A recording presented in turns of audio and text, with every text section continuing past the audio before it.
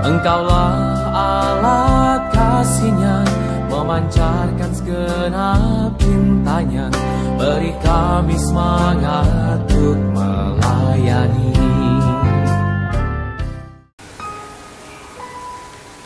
Salam Vincenzian.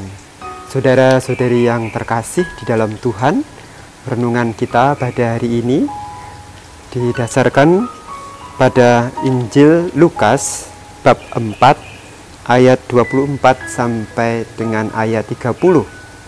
Di dalam Injil ini Yesus mengatakan bahwa tidak ada nabi yang dihargai di tempat asalnya. Yesus mengungkapkan ini karena ketika Yesus berkunjung ke Nazaret di tempat asalnya, yang awalnya dia dipuji karena dia dalam sinagoga mengajar dengan penuh kuasa, tetapi juga muncul orang-orang Yahudi yang iri dan curiga kepada Yesus, sehingga mempertanyakan, bukankah dia ini anak Yusuf tukang kayu? Dari mana dia dapat semuanya itu? Nah, inilah lalu situasi ini membuat Yesus lalu mengatakan bahwa tidak ada nabi yang dihargai di tempat asalnya. Lalu Yesus menyamakan dengan peristiwa dalam Perjanjian Lama, yaitu ketika Nabi Elia juga pada saat zamannya dia datang kepada janda di Sarfat di Sidon yang bukan di Israel, sementara banyak janda di Israel. Tetapi justru Nabi Elia datang kepada janda di Sarfat dan menyelamatkannya.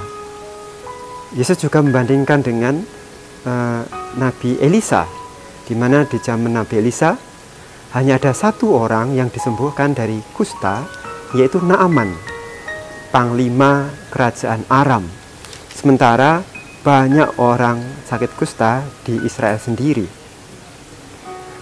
Yesus mau mengatakan dengan melihat ke belakang apa yang terjadi di zaman Elia maupun zaman Elisa, yaitu bahwa karena bangsa Israel tidak terbuka kepada karya pelayanan nabi-nabi, sehingga kasih karunia Allah, mujizat-mujizat Tuhan itu tidak terjadi kepada mereka. Demikian juga yang Yesus katakan, sehingga kita tahu bahwa tidak banyak yang Yesus lakukan atau mujizat yang terjadi di daerah asalnya sendiri. Mengapa? Karena orang-orang Yahudi tidak terbuka kepada karya dan kasih karunia Tuhan melalui Yesus sendiri. Saudaraku yang terkasih, ketika kita, apapun alasannya, lalu tidak terbuka kepada kasih karunia Allah yang disediakan Allah melalui pelayanan para utusannya, orang-orang terpilih, orang-orang yang membaktikan hidupnya untuk pelayanan gereja. Ketika kita tidak terbuka kepada mereka, maka buah-buah kasih karunia Allah yang disediakan Allah untuk kita juga tidak akan kita dapatkan. Dalam pengalaman Nabi Elia maupun Nabi Elisa dan Yesus sendiri, ada beberapa hal yang menjadi penyebabnya. Yang pertama, iri dan tidak percaya. Seperti orang Yahudi iri dan tidak percaya kepada Yesus, kita bisa iri dan tidak percaya kepada para pelayan gereja. Iri karena mungkin kita tidak mendapat kesempatan juga untuk melayani, dan juga bisa tidak percaya karena mungkin kita mengenal siapa para pelayan gereja itu. Tetapi saudara yang terkasih, iri dan tidak percaya, curiga dengan para pelayan gereja atau orang-orang bahkan yang sebenarnya diutus Tuhan untuk membantu kita, menolong kita. Tidak hanya para pelayan gereja, tapi juga tetangga kanan kiri kita dan siapapun yang kita kenal. Bahkan mungkin yang ada di tempat umum yang tidak kita kenal, yang sebenarnya orangnya tergerak untuk menolong kita. Tuhan gerakkan untuk memberikan bantuan kepada kita tetapi karena kecurigaan, karena juga mungkin iri atau hal yang lain, lalu kita tidak serta-merta terbuka, dan hal yang baik itu lalu tidak terjadi pada kita. Yang kedua juga bisa karena kita kecewa dan sakit hati. Seperti Naaman itu kecewa karena ketika sampai di Israel, Nabi Elisa tidak mau menemui dia. Dia kecewa. Untung bahwa lalu karyawan atau pegawai Naaman mengingatkan itu, sehingga Naaman akhirnya tetap percaya kepada Nabi Elisa, dan terjadilah mukjizat itu. Demikian juga Raja Israel, ketika mendengar bahwa Raja Aram meminta supaya Israel menyembuhkan Naaman panglimanya, dia marah, bisa sakit hati, merasa bahwa Raja Aram sedang mau mencobai dia.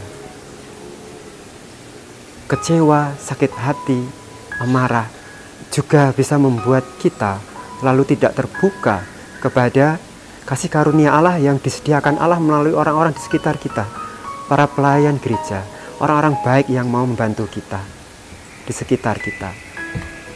Kita lebih jatuh pada kekecewaan, sakit hati, ingat yang lalu-lalu. Saudaraku yang terkasih, sabda Tuhan hari ini mengajak kita pertama untuk sungguh percaya bahwa Allah menyediakan segala kasih karunia-Nya, pertolongannya untuk kita melalui siapapun yang ada di sekitar kita, dalam gereja, dalam hidup bermasyarakat, dalam keluarga. Yang kedua, supaya kita juga perlahan-lahan untuk belajar mengendalikan diri kita, menguasai rasa iri, rasa tidak percaya yang kerap kali bisa muncul dalam diri kita, dan juga rasa kecewa, sakit hati, amarah yang juga bisa masih ada di dalam diri kita. Kita mohon rahmat Tuhan dan mau belajar untuk mengendalikan hal-hal yang tidak baik ini di dalam diri kita, sehingga kasih karunia Tuhan, pertolongan Tuhan yang Tuhan senantiasa sediakan untuk kita sungguh dapat datang kepada kita, kita menerimanya. Mari saudara, dengan penuh kesadaran kita mempercayakan hidup kita hari ini kepada Tuhan. Saya mengajak mari kita berdoa, mempercayakan dan mohon rahmat Tuhan, supaya hari ini kita sungguh dibuka akan kasih karunia-Nya, percaya kepada setiap orang di sekitar kita, dan mengendalikan hal-hal negatif dalam diri kita, khususnya iri, ketidakpercayaan, kekecewaan, sakit hati, dan amarah kita. Bapa di surga, berkatilah kami.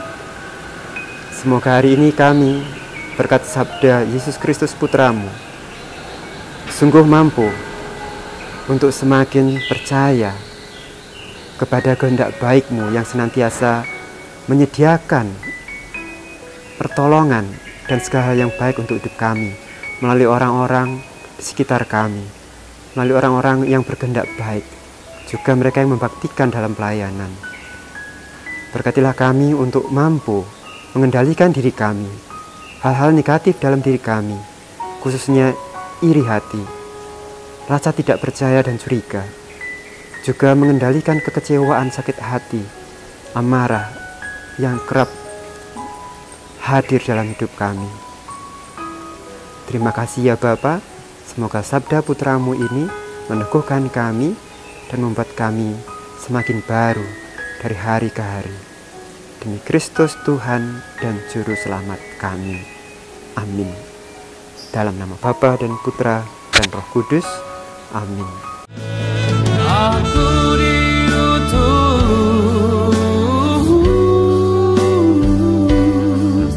untuk mengasihimu Bapa, dan juga